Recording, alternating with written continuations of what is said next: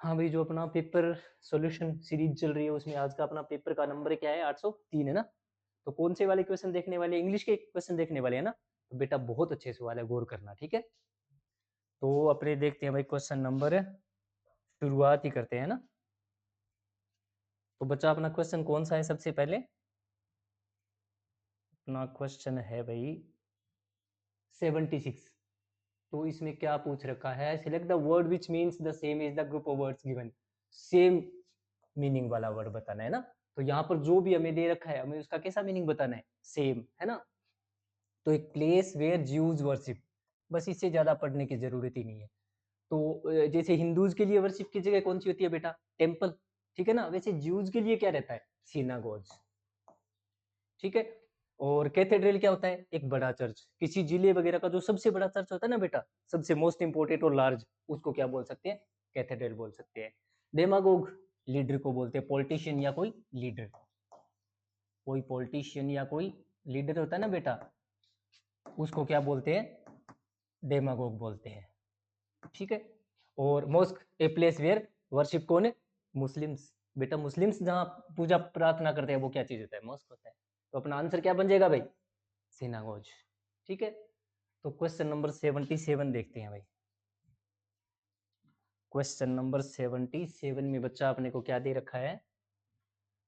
Find out which part of a sentence is an error. बच्चा इसमें कोई error वाला पार्ट दे रखा है ना। तो जब भी कभी क्या दे रखा हो, टेक और सरप्राइज दे रखा हो ना, तो बेटा बीच में कभी भी विद नहीं आएगा। ये टेक बाई सरप्राइज होता है। क्या चीज होता है? टेक बाई सरप्राइज, ये फिक्स है।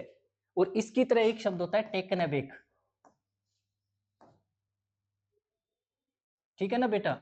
इसका मतलब भी क्या होता है? सरप्राइज्ड या शॉक्ड। क्या चीज हो जाना? या तो आपको सरप्राइज हो जाना किसी बात को लेकर के, या किसी बात को लेकर को आपको शौक लगना। लेकिन ये किस चीज के लिए होता है? For something bad, for something bad, कोई बुरी बात के लिए। और वो बुरी बात क्या चीज हो सकती है? किसी का रेस्पॉन्स भी हो सकता है, किसी का बिहेवियर भी हो सकता है, कोई न्यूज भी हो सकती है। अगर कोई खबर सुन के आपको सदमा लगा तो बेटा आप क्या कर गए उस खबर से? टेकन अबैक कर गए, ठीक है ना। और अगर आपको किसी बात को लेकर हैरानगी हुई है तो टेकन बाई सरप्राइज। ये फिक्स है, टेकन बाई सरप्राइज, ये फिक्स होता है। ये फ्रेज है, ये फिक्स होती है, ठीक है ना। तो हमारा आंसर क्या हो जाएगा इसमें? ये टेकन बाई सरप्राइज वाला हो जाएगा, ठीक है। क्वेश्चन नंबर 78 देखते हैं भाई। क्वेश्चन नंबर 78 में क्या दे रखा है भाई? Fill blank with the most appropriate option. तो बच्चा आपने कोई खाली स्थान दे रखा है और चार ऑप्शन भी दे रखे हैं, तो देखते हैं क्या होता है। The modern club is simply a more defined substitute, ठीक है ना। The old fashioned tavern. तो एक चीज देखो बेटा, अगर यहाँ इस ए का यूज किसके लिए हो रहा है भाई? इस ए का यूज किसके लिए हो रहा है? इस ए का यूज हो रहा है बेटा सब्स्टिट्यूट के लिए। तो ये सब्स्टिट्यूट शब्द यहाँ पर क्या चीज है? नाउन है। तो बेटा ये बीच वाले शब्द क्या चीज है फिर? ये बीच वाले शब्द क्या चीज है? ये तो बेटा एडजेक्टिव हो गया ना। और कौन सी डिग्री का एडजेक्टिव हो गया? अगर सीधा रिफाइंड होता तो पॉजिटिव होता, तो मोर रिफाइंड है तो कंपैरेटिव है, और बेटा द मोस्ट रिफाइंड होता तो सुपरलेटिव डिग्री का हो जाता। तो कुल मिला के बात ये कि ये शब्द यहाँ पर क्या चीज है? एडजेक्टिव है, और ये शब्द क्या चीज है? नाउन है। तो जब भी सब्स्टिट्यूट शब्द नाउन के रूप में यूज हो तो बेटा इसके साथ किसका यूज करना है? हमेशा फोर का यूज करना है, ठीक है ना। अच्छा, सब्स्टिट्यूट के साथ विद का यूज भी हो सकता है। अगर आप क्या करो, किसी चीज की जगह कोई दूसरी चीज रख दो, प्लेस कर दो, तो सब्स्टिट्यूट विद भी हो सकता है। जैसे मेरे पास एक टूटा हुआ फूलदान है और उसकी जगह मैंने कौन सा रख दिया? नया वाला। तो मैं किसका यूज कर सकता हूँ? Substitute with. जैसे I substituted with, I substituted with, I substituted the broken vase. किसके साथ बेटा? नए के साथ, with the new one, with the new one, ठीक है ना। तो बेटा मैंने किसको किससे बदला? जो नए पुराने वाला टूटा हुआ फूलदान है ना, उसको किससे बदल दिया? नए वाले के साथ। और यहाँ पर इस बेटा वन का यूज किसके लिए कर रहा हूँ? इसी वास के लिए तो कर रहा हूँ ना, फूलदान के लिए। तो आप इसके साथ सब्स्टिट्यूट के साथ किसका यूज कर सकते हो? विद का यूज भी कर सकते हो, ठीक है ना। और अगर आप किसी चीज की जगह कोई दूसरी चीज यूज कर रहे हो तो उसके लिए फोर का यूज करना है। जैसे मैंने सांप को मारने के लिए छड़ी की जगह बंदूक का इस्तेमाल किया, तो क्या बोलूंगा? I substituted the gun for the stick. लेकिन अगर किसी चीज को किसी दूसरी चीज से बदल रहे हो, तब बेटा सब्स्टिट्यूट के साथ किसका यूज करना है? आपको विद का यूज करना है।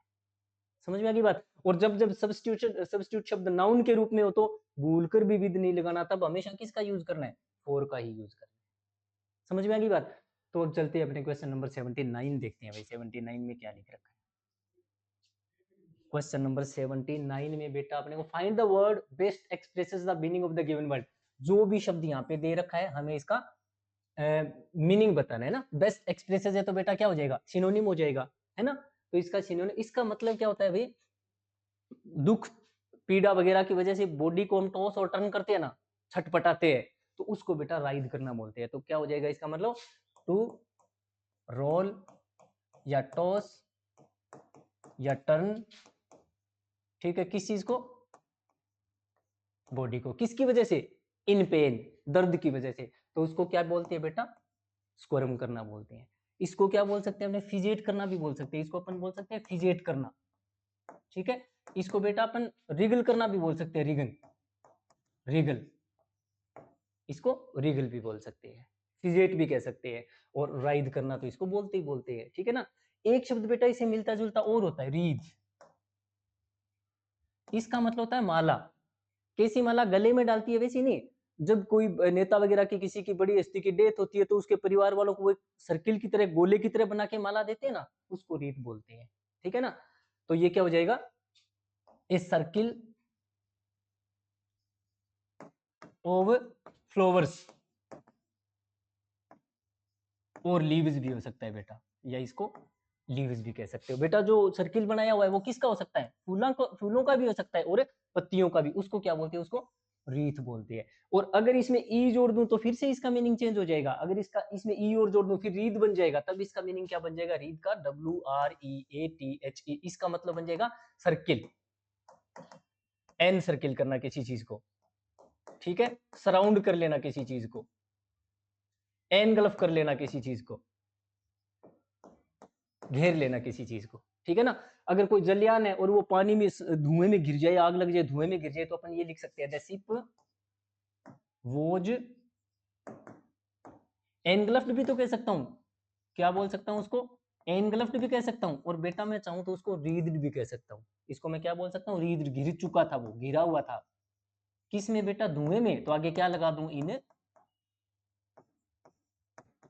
स्मोक, ये हो जाएगा, ठीक है ना।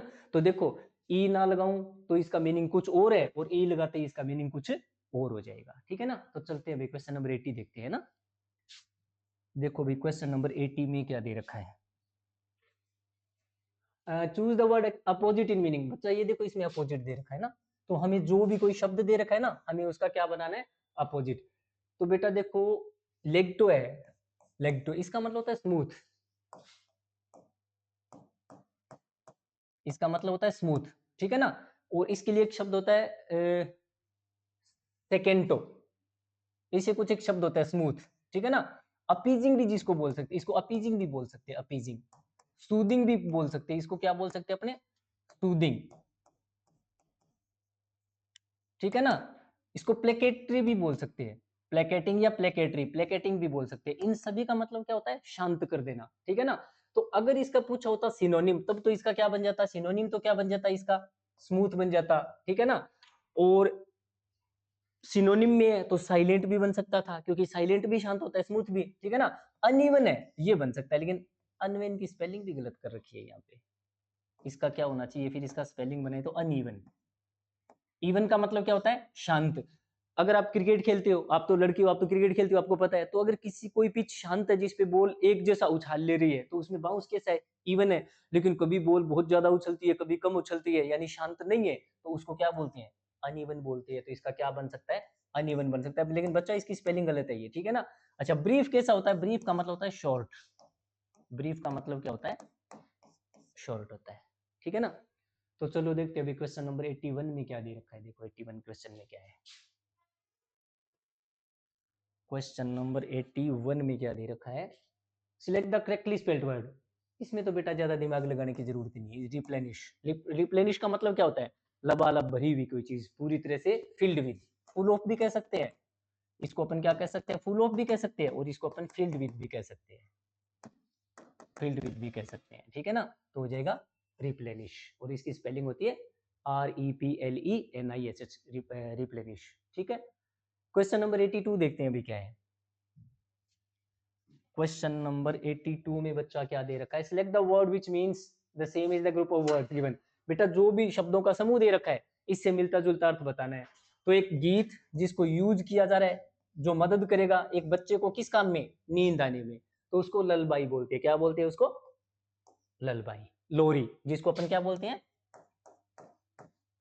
लोरी, ठीक है ना। और लल का मतलब होता है शांत करना, ये वर्ब है बेटा, ये वर्ब है, इसका मतलब होता है शांत करना,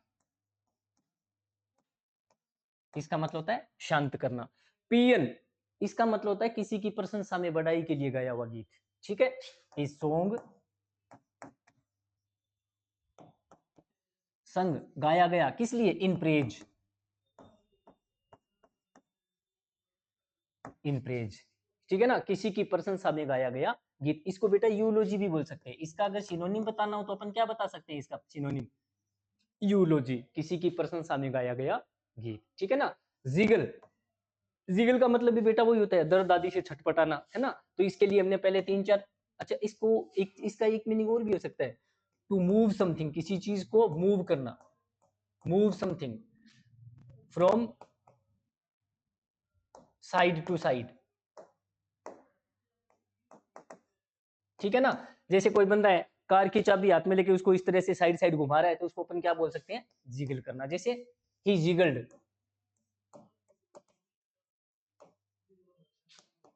the keys of the car to disturb, to distract the baby,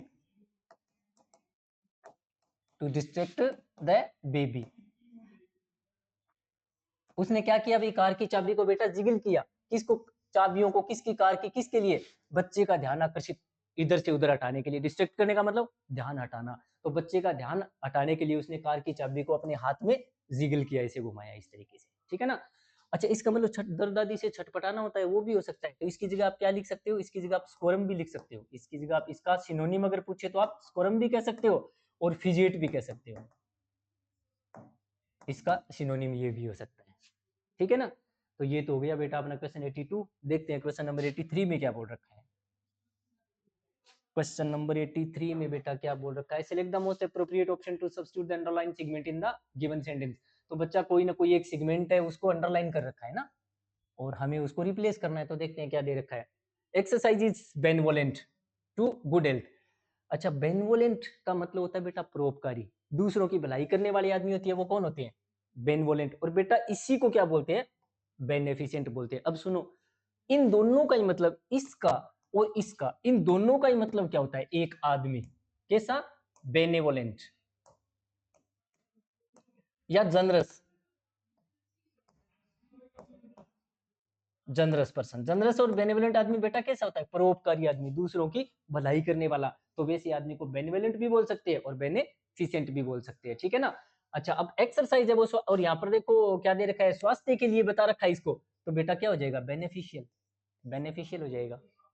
फायदा देने वाली कोई चीज है तो वो कैसी होती है, बेनिफिशियल। अच्छा बाउंटियस चीजें कौन सी होती है, इसको बोल सकते हैं something giving freely and generously. इसके लिए मैं आपको एक चीज बताता हूँ, लिखाता हूँ। बाउंटियस का मतलब क्या होता है भाई, इस बाउंटियस का मतलब होता है giving generously and freely.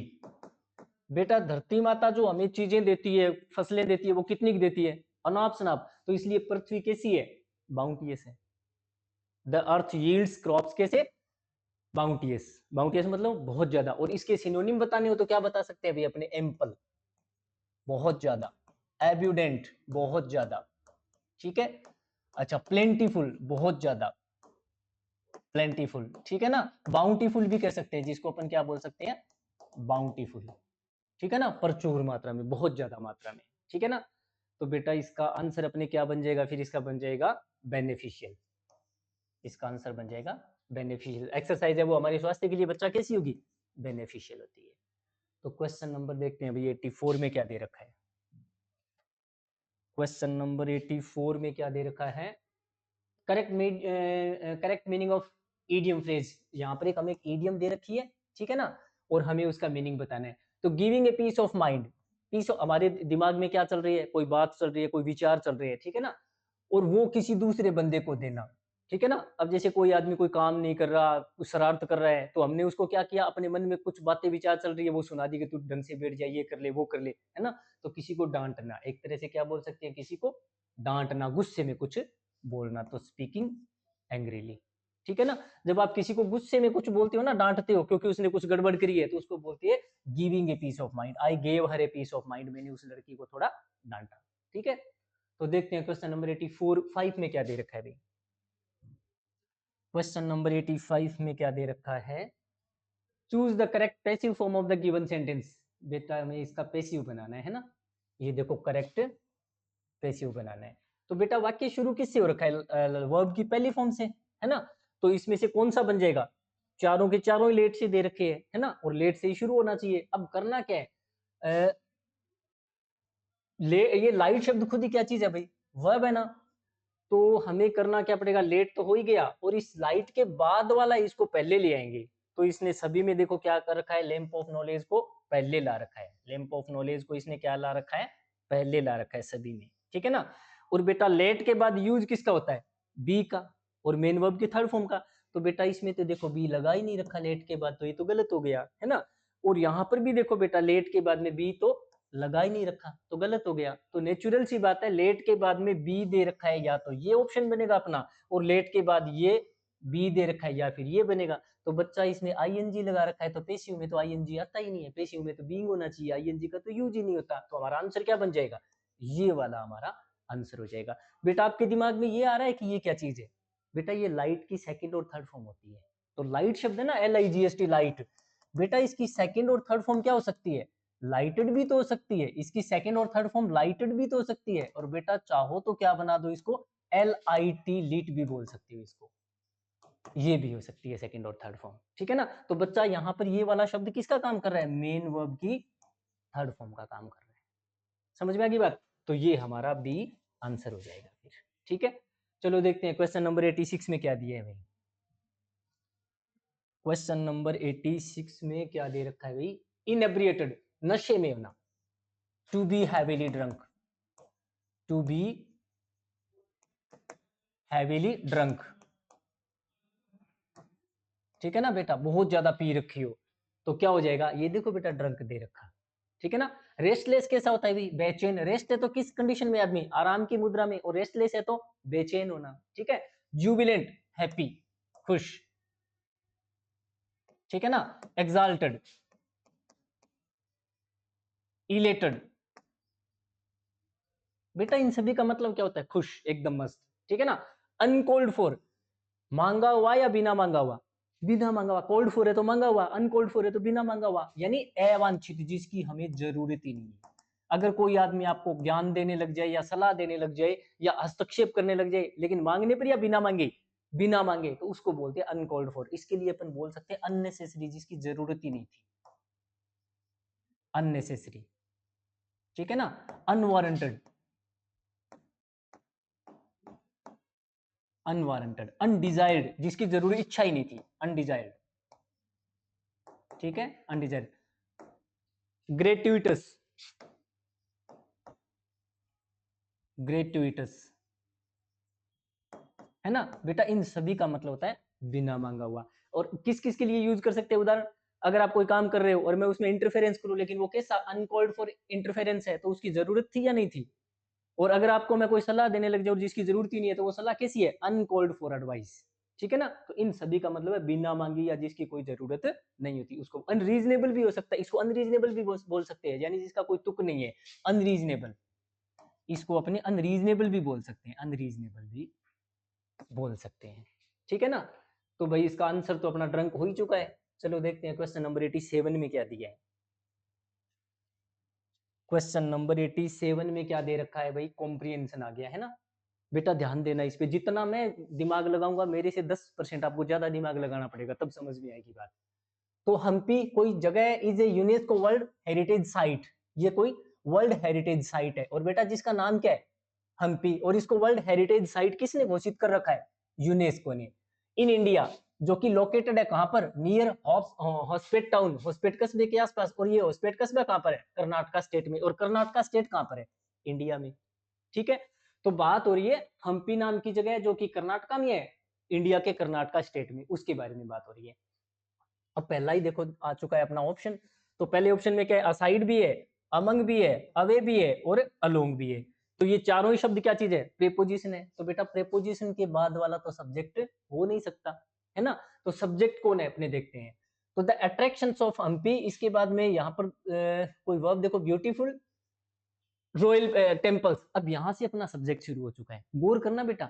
Subject कौन शुरू हो गया, beautiful temples, ruins of palaces, aquatic structures, ancient market streets, ठीक है ना, रॉयल पेविलियंस, भाषन्स, रॉयल प्लेटफॉर्म्स, ठीक है ना।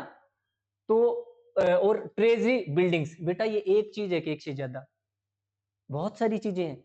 तो बहुत सारी चीजों के लिए इनमें से कौन सा शब्द यूज होगा, अमंग। और अगर दो ही चीजें होती तो बिटवीन, है ना। तो बच्चा इसमें हमारा आंसर क्या हो जाएगा, अमंग हो जाएगा, ठीक है ना। बहुत सारी चीजें हैं अमंग द अट्रैक्शंस। अट्रैक्शंस कितनी है, ये आगे दे रखे हैं ना, ये सारे अट्रैक्शंस है। तो अमंग का यूज इन बहुत सारी चीजों के लिए अमंग का यूज करना पड़ा। अब बेटा यहाँ पर जो वर्ब लगानी पड़ेगी, जो यहाँ पर अपन वर्ब लगाएंगे वो देखते हैं क्या दे रखा है इसमें, आगे देखते हैं क्वेश्चन में।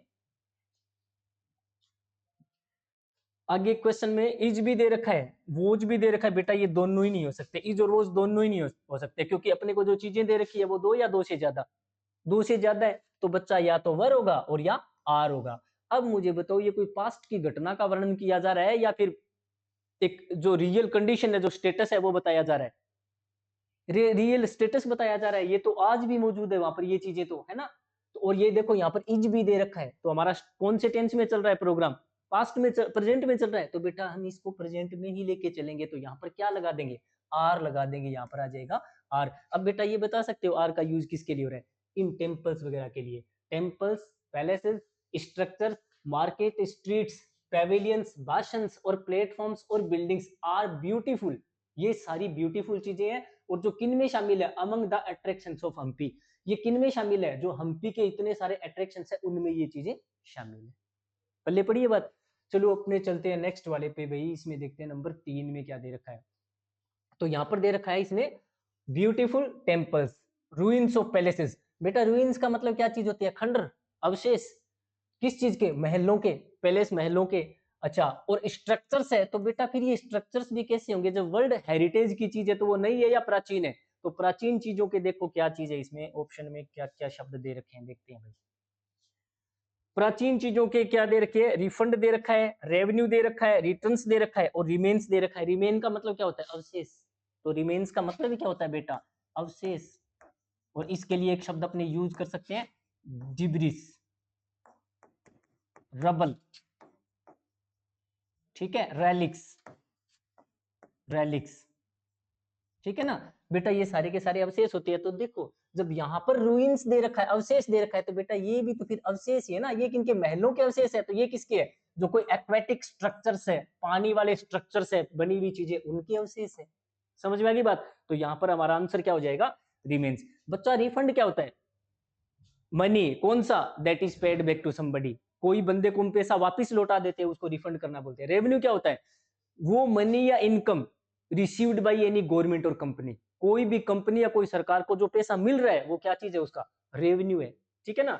अच्छा, रिटर्न्स क्या होता है, रिटर्न्स भी वो होता है बेटा, किसी कंपनी को जो इनकम मिलती है ना, आय मिलती है, उसको रिटर्न्स बोलते हैं, ठीक है ना। तो उसको यील्ड्स भी बोल सकते हैं, इसको अपन क्या बोल सकते हैं, इसको यील्ड्स भी बोल सकते हैं, इसको पेज ऑफ भी बोल सकते हैं, पेज ऑफ। और बेटा इसको रेवेन्यू भी बोल सकते हैं, क्योंकि रिटर्न कंपनी को मिल रहा है तो वो उसका रेवेन्यू ही तो आ रहा है ना, उसकी इनकम ही तो है, तो इसको रेवेन्यू भी बोल सकते हैं, इसको अपन बोल सकते हैं रेवेन्यू, रेवेन्यू भी बोल सकते हैं। और यहां पर जो हमारा आंसर है वो क्या चीज हो जाएगा, रिमेन्स हो जाएगा। रिमेन्स का मतलब अवशेष। अब देखो आगे, अवशेष किस चीज के, वो स्ट्रक्चर्स के, किसके, एक्वेटिक। एक्वेटिक कौन से होते हैं, पानी के लिए जो चीजें बना रखी है, कोई कुंड है, बावड़ी है, तो उनको बोलते हैं एक्वेटिक स्ट्रक्चर्स, ठीक है। इसके अलावा मार्केट स्ट्रीट्स है वहां पे, इसके अलावा वहां पर रॉयल पेविलियंस है, इसके अलावा भाषन्स है। भाषन्स का मतलब बेटा दुर्ग और किले होते हैं, भाषन्स, ठीक है ना। इसके अलावा रॉयल प्लेटफॉर्म्स है, ट्रेजरी बिल्डिंग्स है। ये यहां तक चीज आ गई। इसके बाद में द लिस्ट इज प्रैक्टिकली। अब वो लिस्ट कैसी है भी देखते हैं आगे, लिस्ट के बारे में क्या बता रखा है। अब पहले तो एक बात बताओ, ये लिस्ट चल किसकी रही है, इन बिल्डिंग्स वगैरह की चल रही है ना। तो कोई दो चार नाम आए तो काफी सारी चीजें आ गई। तो अब बताओ वो लिस्ट इनमें से कैसी है? एंडलेस है, फाइनाइट है, रिटन है, फिनिश्ड है? बहुत बड़ी लिस्ट है, मतलब देखने के लिए कितनी चीजें, बहुत सारी चीजें हैं। तो वो लिस्ट कैसी है? अगर नाम गिनाने बैठ जाऊं तो नाम गिनाते गिनाते मैं थक जाऊंगा, लेकिन वो लिस्ट पूरी नहीं होगी। तो एंडलेस किसको बोलती है बेटा? जिसका कभी अंत ही नहीं होता, अंतहीन, अंतहीन। ठीक है ना? तो बच्चा वो लिस्ट कैसी हो जाएगी? एंडलेस हो जाएगी। फाइनाइट कौन सी होती है? लिमिटेड। फाइनाइट चीजें बेटा कितनी होती है? लिमिटेड। अरे बेटा नॉन फाइनाइट होती है तो अनलिमिटेड होती है। ठीक है ना? रिटन होता है तो वो कैसा होता है? लिखित होता है। और अगर इसका उल्टा बोलना है, उल्टा लिखना है तो ओरल बना दो। ओरल कैसी चीजें होती है? मौखिक होती है। और रिटन होती है वो बेटा लिखित होती है। ठीक है ना? फिनिश्ड है तो क्या हो गया? कंप्लीटेड हो जाएगा। फिनिश्ड का मतलब ही क्या होता है? अकम्प्लिश्ड और कंप्लीटेड हो जाएगा। तो यहाँ पर वो लिस्ट कैसी है भाई? The list is practically endless. इतनी बड़ी लिस्ट है कि उसका कोई अंत ही नहीं हो सकता, इतनी सारी चीजें हैं वहां पर। आगे क्या लिखा है? मोस्ट ऑफ द विजिटर्स, ज्यादातर विजिटर्स टू हम्पी, हम्पी वाले अराइव करते हैं at the well connected Hospet junction railway station. कहां पर आती है बेटा? होस्पेट का जो रेलवे जंक्शन है वहां पर आते हैं। ठीक है ना? About 13 kilometres from Hampi. और वो हम्पी कस्बे से बेटा कितनी दूर है? 13 किलोमीटर दूर। तो जब अबाउट यहां पर दे रखा है, अबाउट दे रखा है, तो आप वो बसा हुआ है ये बता रहे हो, उसकी लोकेशन बता रहे हो, लोकेशन बता रहे हो। तो बेटा लोकेशन के लिए देखो इसमें से कौन सा शब्द यूज कर रहा है, ये देखते हैं क्या दे रखा है। लोकेटेड। लोकेटेड क्या हो जाएगा भाई? लोकेटेड हो जाएगा, है ना? ये हो जाएगा अपना लोकेटेड। लोकेटेड है ना? लोकेटेड। अच्छा बेटा यहाँ पर सेटल्ड क्यों नहीं आ सकता? भी सेटल्ड क्यों नहीं आ सकता? अगर इन लिखा होता ना, अगर यहाँ पर क्या होता, इन होता, तो सेटल्ड हो सकता था। जैसे Rajasthan is settled in India. अगर किसी नदी या समुद्र के किनारे पर है तो ओन लगा सकते थे। जैसे Kolkata is settled on Hooghly, है ना? तो बेटा यहाँ पर अबाउट दे रखा है तो हम लोकेशन बता रहे हैं, है ना? और लोकेशन क्या बताइए? हम्पी कस्बे से ये रेलवे स्टेशन कितना दूर है? 13 किलोमीटर दूर है। तो बच्चा इसकी लोकेशन बताइए, ना कि इसका सेटलमेंट बता रखा है। ठीक है ना? फिटेड है तो एकदम सही होना किसी चीज का, और प्लेस्ड है तो किसी चीज को कहीं पर रखा हुआ होना, उसको प्लेस्ड करना बोलते हैं। तो बेटा ये तो अपना हो गया। ठीक है ना? चलो आगे देखते हैं भाई। क्वेश्चन नंबर 92 देखते हैं। ये 91 तक तो अपन पहुंच गए। क्वेश्चन नंबर देखते हैं 92। क्वेश्चन नंबर 92 में क्या है? Correct meaning of idiom phrase. बेटा यहाँ पर ये इडियम दे रखी है और इसका मतलब क्या है? एक तो होता है बेटा लूज, LOSE, इसकी सेकंड फॉर्म होती है लॉस्ट, और इसकी थर्ड फॉर्म क्या होती है? लॉस्ट। एक बेटा फर्स्ट फॉर्म होती है लूज, ठीक है ना? सेकंड फॉर्म होती है लॉस, और तीसरी होती है लूजन, है ना? तो इसका मतलब होता है जैसे आपकी शर्ट वगैरह ढीली होती है तो क्या बोलते हैं? मेरी शर्ट कैसी है? लूज है ना? तो लूज करना किसको? पर्स को, अपने पर्स को ढीला करना। अगर मैं आपसे बोलूंगा यार पैसे कम पड़ रहे हैं और लगाने पड़ेंगे, तो मैं क्या बोलूंगा? जेब ढीली करूं। बोलते कि नहीं बोलते? तो बेटा यहाँ पर पर्स का मतलब एक तरह से जेब ही है। तो बेटा जब आपको आपकी जेब ढीली करनी पड़ जाए तो पैसे कम लगाने हैं और लगाने पड़ रहे हैं? तो बच्चा इनमें से ऐसा कौन सा मतलब है जिसमें आपको अपना पैसा खर्चे पर बढ़ाना पड़ रहा है? ये देखो, इंक्रीज करना पड़ रहा है। किसको? मनी को। किस काम के लिए? एक्सपेंडिचर। एक्सपेंडिचर का मतलब ही क्या होता है बेटा? खर्चा। खर्चा। तो इसका ये मीनिंग हो जाएगा सी, है ना? तो increase the money available for expenditure, जो आपके पास उपलब्ध खर्चे के लिए जो उपलब्ध मनी है उसको आपको इंक्रीज करना पड़ेगा। तो आपको अपना पर्स ढीला करना पड़ेगा या जेब ढीली करनी पड़ेगी। ठीक है ना? तो देखते हैं अभी क्वेश्चन नंबर 93 में क्या दे रखा है। क्वेश्चन नंबर 93 में बच्चा अपने को दे रखा है, select the option that expresses the given sentence in reported speech. अच्छा बेटा ये तो इसका बना रखा है इसने डायरेक्ट इनडायरेक्ट। स्पीच का मतलब ही डायरेक्ट इनडायरेक्ट हो गया, है ना? बेटा जब ये चिन्ह लगा रखा है, इन्वर्टेड कोमा लगा रखा है, तो दिया हुआ डायरेक्ट में है और हमें बनाना क्या है? इनडायरेक्ट में बनाना है। तो यहाँ पे देखो बेटा टेंस कौन सा है? सेकंड फॉर्म है, पास्ट है। तो यहाँ पर स्लिप्ड है, ये वर्ब की फॉर्म कौन सी है? सेकंड है। बच्चा अगर बाहर सेकंड फॉर्म है, अंदर पहली होती तो क्या बना देते? दूसरी। और जब अंदर दूसरी है तो हेड प्लस तीसरी बना दो। तो बच्चा हेड प्लस तीसरी वाला ऑप्शन देखो किसमें है। इसमें told the nurse that Reema had slipped, ये रहा हेड प्लस वी थर्ड। और आगे यहाँ पर फॉलन है, ये भी क्या चीज है? थर्ड फॉर्म में ना, फॉल, फेल और फॉलन। तो बच्चा इसके साथ इसने हेड क्यों नहीं लगा रखा भाई? क्योंकि जब एंड के पहले वाली हेल्पिंग वर्ब और एंड के बाद वाली हेल्पिंग वर्ब सेम होती है तो एंड के बाद में हेल्पिंग वर्ब लगाने की जरूरत नहीं पड़ती। तो यही हमारा आंसर हो जाएगा। अब इसको पकड़ना है तो और भी उत्तर देख सकते हो बेटा, टेल के बाद टू का यूज कर ही नहीं सकते। ठीक है ना? The children told the nurses Reema. बच्चा ये देखो हेज लगा रखा, हेज लगा रखा। बच्चा टेंस कौन सा है? पास्ट है, तो बच्चा पास्ट के बाद अपन हैज और हैव का तो यूज ही नहीं कर सकते, हमें हेड का यूज करना चाहिए, ठीक है ना। और यहाँ पर देखो इसने क्या कर रखा है, देखो टेंस चेंज ही नहीं कर रखा, टेंस चेंज ही नहीं कर रखा है ना, तो अपना ऑप्शन क्या हो जाएगा, ए आंसर हो जाएगा, ठीक है ना। तो देखते हैं क्वेश्चन नंबर 94 में क्या दे रखा है भाई। क्वेश्चन नंबर 94 में देखते हैं क्या दे रखा है। Find correct sequence of sentence. बेटा ये तो हमें इसको सीक्वेंस में जमाना पड़ेगा, पेरा जंबल आ गया अपना, है ना।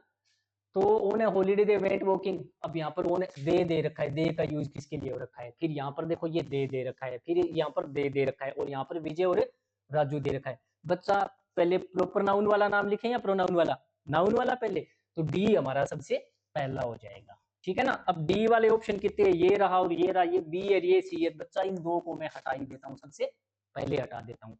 अब इसके बाद में देखो सबसे पहले क्या है, ये दोस्त है, फिर इसके बाद में देखो दे रखा है वेंट वॉकिंग, इन्होंने काम क्या किया, वेंट वॉकिंग ए फॉरेस्ट।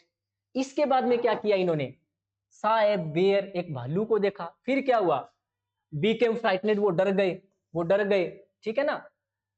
अब बताओ इनमें से पहले कौन सा काम होगा, जंगल में गए, भालू को देखा और वे डर गए, पहले सबसे पहले कौन सा काम होगा इनमें से, जंगल में जाएंगे बेटा, है ना। तो इसके बाद में आ जाएगा डी, फिर क्या होगा, वो डरेंगे, फिर क्या कर जाएंगे वो, सॉरी उन्होंने भालू को देखा, और भालू को देखने के बाद वो क्या करेंगे, उससे डर जाएंगे, तो इसके बाद में बी हो जाएगा, ठीक है ना। तो कौन सा आंसर बन रहा है अभी, डी, ए, बी और सी वाला बन जाएगा। उसके बाद में क्या किया, डर गए, और राजू जो कि जानता था क्या करना, पेड़ों पर चढ़ना, वो पेड़ पर चढ़ गया, है ना। तो आंसर लास्ट में सबसे अपने सी चला जाएगा। तो बच्चा कौन सा बन जाएगा, डी, ए, बी, सी, अपना ऑप्शन नंबर ये बन जाएगा। समझ में आ गई बात। चलो देखते हैं क्वेश्चन नंबर 95 में क्या दे रखा है। क्वेश्चन नंबर 95 में देखो क्या है, fill the blank with the most appropriate option. Technology can be, अब टेक्नोलॉजी कैन बी हो सकती है, बी का मतलब होना, है ना, और कैन सकना कैसी हो सकती है भाई, एडिक्टिव हो सकती है, इनफेचुएटेड हो सकती है, इनकोरिजिबल हो सकती है, और कंटेजियस हो सकती है। देखते हैं, and people seem to be more attached, लोग इससे क्या करते जा रहे हैं, अटैच होते जा रहे हैं। तो बेटा जब टेक्नोलॉजी से लोगों का अटैचमेंट बढ़ता जा रहा है, तो वो लोग उस चीज के प्रति क्या होते जा रहे हैं, उनको उस चीज का क्या होता जा रहा है, एडिक्शन होता जा रहा है, क्या होता जा रहा है बेटा, एडिक्शन, लत लगती जा रही है उनको, इस चीज की क्या हो रही है, लत लगती जा रही है। समझ में आ गई बात। और जब कोई चीज आपको लत लगा दे, तो वो चीज आपके लिए कैसी हो जाती है, अडिक्टिव हो जाती है, वो चीजें आपके लिए क्या हो जाती है, अडिक्टिव हो जाती है। तो बच्चा आपका उत्तर हो जाएगा अडिक्टिव। अडिक्टिव का इसका एक्चुअल मीनिंग क्या होता है, इसका मतलब होता है डिफिकल्ट, कोई चीज बहुत मुश्किल हो जाए, टू स्टॉप टेकिंग और डूइंग समथिंग, कोई चीज जैसे कोई ड्रग वगैरह लेना आपके लिए मुश्किल हो जाए, उसको बंद करना, ठीक है ना। तो वो आपके लिए वो ड्रग क्या बन चुका है, आपके लिए एडिक्शन बन चुका है, एडिक्टिव हो चुका है वो ड्रग आपके लिए। डिफिकल्ट टू स्टॉप, रोकना बंद हो जाए, जिसको कोई चीज को लेना या काम को करना आपके लिए बड़ा मुश्किल हो जाए, आप उसको रोक नहीं पा रहे हो, तो कारण क्या हुआ, वो चीज आपके लिए क्या बन चुकी है, एडिक्टिव बन चुकी है। बेटा इनफेचुएटेड का मतलब होता है आपको किसी के प्रति इतना गहरा प्यार हो जाए किसी से कि मतलब आपको सही गलत भी समझ में आने से रह जाए, उसको बोलते हैं इनफेचुएटेड। और बेटा इनफेचुएटेड के साथ प्रेपोजिशन हमेशा कौन सा यूज होता है, विद का यूज होता है। इसका मतलब होता है अनरीजनेबल लव, अनरीजनेबल लव और फीलिंग्स फॉर समबडी, किसी चीज के लिए, किसी बंदे के लिए आपके मन में बेतुका प्यार, जिसके पीछे कोई, जैसे ही वॉज इनफेचुएटेड, हेरी वॉज इनफेचुएटेड, हेरी प्यार में अंधा था,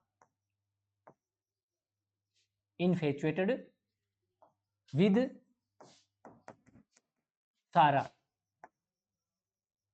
ये कह सकते हैं अपने, ठीक है। और बच्चा इनफेचुएट के साथ प्रेपोजिशन हमेशा ही कौन सा यूज करना है, विद ही यूज करना है। इनकोरिजिबल, ये शब्द बताता हूं मैं आपको थोड़ा सा, इनकोरिजिबल शब्द बना है कोरिगो से, कोरिगो का मतलब क्या होता है बेटा, सुधारना, करेक्ट करना, किसी चीज को सुधारना। बेटा इसके आगे एबल लगा दिया तो मतलब लायक है सुधारने के कि नहीं है, लायक है, और इसके पहले इन और जोड़ दूं तो कैसा बन जाएगा, सुधारने के लायक नहीं है। तो इसका मतलब that which can be corrected और that which can not be corrected, जब इन लगा दिया तो can not be corrected, that which can not be corrected, that which वह चीज जिसको can not be corrected, can not be corrected, जिसको सुधारा नहीं जा सकता। और बेटा करेक्टेड के लिए मैं 2-3 शब्द और लिख रहा हूं, रिफॉर्म्ड जिसको सुधारा नहीं जा सकता, ठीक है, इंप्रूव्ड, इंप्रूव्ड भी कह सकते हो जिसको सुधारा नहीं, एमिलियोरेटेड भी कह सकते हो जिसको सुधारा नहीं जा सकता, तो एमिलियोरेट। अच्छा बच्चा एक बात पूछनी है मुझे, अगर इसमें से इन हटाया हुआ होता तो क्या बन जाता, यहां से क्या हटा देते, नोट को हटा देते, फिर बन जाता जिसको सुधारा जा सकता है। आपको एक शब्द दे रहा हूं, खुद ने देखना है घर पे जाके, कोरिजेंडम, कोरिजेंडम, ये शब्द इसी से बना हुआ है, इसी कोरी इनकोरिजिबल से ही बना हुआ है, लेकिन आपको घर पे जाके देखना है। आपने कोई चीजें प्रिंट करी, लिखा, कुछ प्रिंटिंग किया और उसमें गलतियां आ गई, उन गलतियों को जब सुधारते हो तो उसको क्या बोलते हैं, कोरिजेंडम करना बोलते हैं, लेकिन इसका घर पे जाके मीनिंग देखना है आपको, ठीक है ना।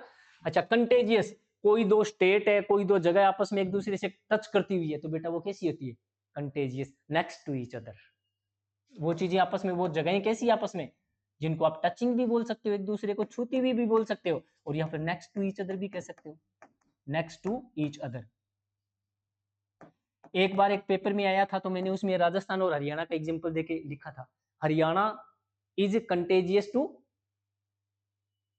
राजस्थान, या Rajasthan and Haryana are two contagious states, ये भी कह सकते हो, ठीक है ना। तो चलते हैं अभी क्वेश्चन नंबर 96 देखते हैं क्या दे रखा है। क्वेश्चन नंबर 96 में क्या दे रखा है, select the most appropriate option to substitute the underline segment. बेटा अंडरलाइन कर रखा है एक पार्ट को, ये देखो, और हमें इसको क्या करना है, रिप्लेस करना है। ध्यान देना, ये सवाल अच्छा सवाल है, ध्यान देना।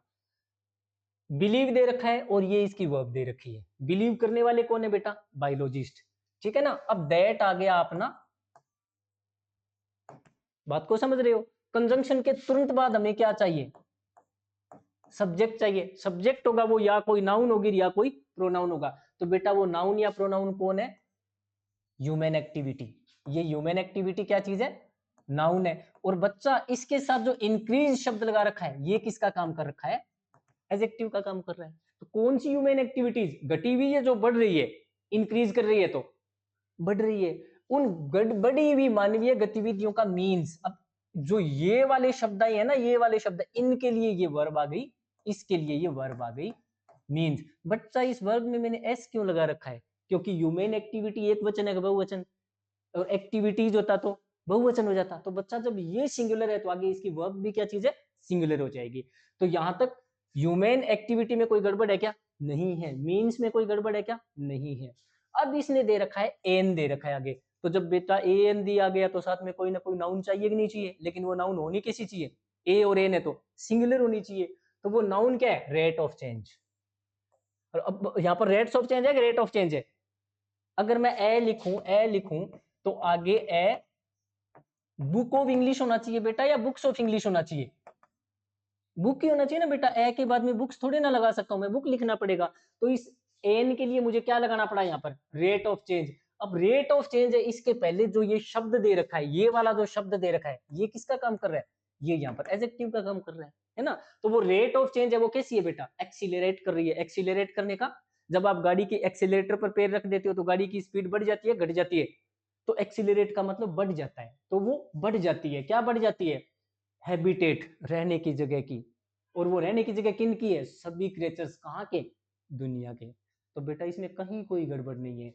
इसके बाद में देखो, इसने ये नाउन कैसी दे रखी है, सिंगुलर, तो इसके लिए आगे वर्ब भी क्या दे रखी है, इसने सिंगुलर दे रखी है। यहाँ पर जब आर्टिकल ए और एन लगा रखा है, तो इसके आगे इसने नाउन भी कैसी लगा रखी है, सिंगुलर। ये वाला शब्द यहाँ पर किसका काम कर रहा है, एडजेक्टिव का। और बच्चा ये वाला शब्द भी यहाँ पर किसका काम कर रहा है, एडजेक्टिव का काम कर रहा है। तो इसमें हमारा आंसर क्या हो जाएगा, नो इंप्रूवमेंट। इसमें कोई भी इंप्रूवमेंट करने की जरूरत नहीं है, ठीक है ना। तो देखते हैं क्वेश्चन नंबर 97 में क्या दे रखा है। क्वेश्चन नंबर 97 देखते हैं क्या है।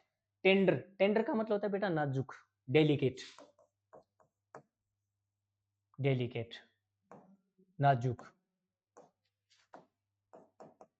ठीक है बेटा। सॉफ्ट होता है तो कैसा होता है, नाजुक।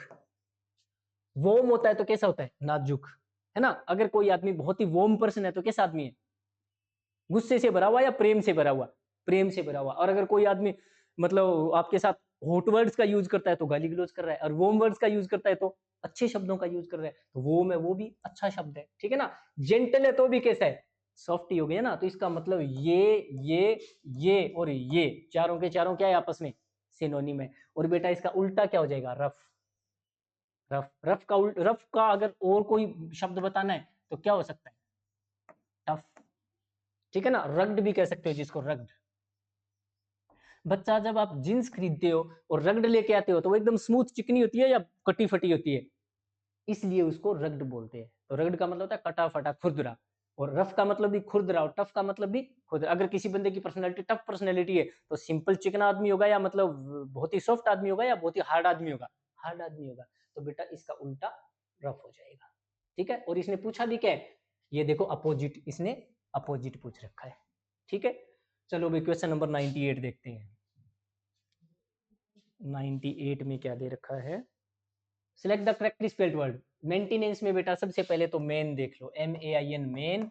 अब इसमें टीनेंस, टीनेंस तो TNANCE, लो भैया जी ये मेंटेनेंस बन गया। ये वाली स्पेलिंग कहां पर आ रही है, मेन, और ये देखो टीनेंस, तो ये हमारा मेंटेनेंस बन जाएगा, ठीक है। चलो क्वेश्चन नंबर 99 देखते हैं भाई। क्वेश्चन नंबर 99 में बच्चा, find out which part of a sentence has an error. इसमें भी फिर से बेटा एरर ही दे रखा है। तो द रिलेटिव्स, रिश्तेदार ऑफ द डिसीज्ड, डिसीज्ड कौन होती है बेटा, डेड, जो मर चुका है कोई आदमी, उसको डिसीज्ड बोलते हैं। तो जो मृत व्यक्ति है उसके रिश्तेदारों ने धमकी दी, थ्रेट करने का मतलब, थ्रेट का मतलब तो होता है बेटा डर, इस थ्रेट का मतलब तो होता है डर, फियर। और बेटा अगर थ्रेट में ईएन जोड़ दूं तो फिर ये वर्ब बन जाती है थ्रेटन, इसका मतलब होता है डराना या किसी को धमकाना, धमकी देना, धमकाना, धमकी देना। तो जो मृत व्यक्ति है उसके रिश्तेदारों ने क्या किया, धमकी दी एवेंज करने की, ठीक है ना। किसको एवेंज करने की, डेथ, उसकी मौत। बेटा एवेंज का मतलब ही बदला लेना होता है। अगर आपके कोई रिश्तेदारों के साथ, आपके परिवार वालों के साथ कुछ भी किसी ने गलत किया और आप बदला ले रहे हो तो उसको क्या करना बोलते हैं, एवेंज करना बोलते हैं। तो इसमें नो एरर हो जाएगा, ठीक है ना। एवेंज का मतलब ही क्या होता है, वेंजियंस। एवेंज का मतलब होता है वेंजियंस, आप बदले के लिए कुछ कर रहे हो, वेंजियंस, वेंडेटा, वेंडेटा, ठीक है ना। इसका मतलब होता है to harm somebody, harm somebody, किसी बंदे को नुकसान पहुंचाना, क्योंकि किसी बंदे ने आपको, रिश्तेदारों को या आपके परिवार को नुकसान पहुंचाया, बिकॉज, क्योंकि, समबडी, किसी आदमी ने, हैज हर्ट। बेटा मैं हर्ट की जगह हार्म लिख सकता हूं ना, यहाँ पे हर्ट करने की जगह हार्म भी तो लिख सकता हूं, क्योंकि किसी बंदे ने क्या किया है, नुकसान किया है, किसको, यूर फैमिली, यूर फैमिली। तो अगर किसी ने आपके परिवार को नुकसान पहुंचाया है तो उसके बदले में जो आप बदला ले रहे हो उसको एवेंज करना बोलती है। और एवेंज शब्द है बेटा, ये क्या चीज है, वर्ब है। एक शब्द होता है रिवेंज, एक शब्द होता है रिवेंज। बेटा ये क्या चीज होती है, ये होती है नाउन। इसका मतलब भी बदला लेना ही होता है, लेकिन इसमें होता है आपके साथ किसी ने कुछ गलत किया तो आपने बदला लिया, इसका मतलब होता है रिटेलिएट करना, रिटेलिएट करना, रिटेलिएट करना। और इसको नाउन में चेंज करेंगे तो क्या बन जाएगा, रिटेलिएशन,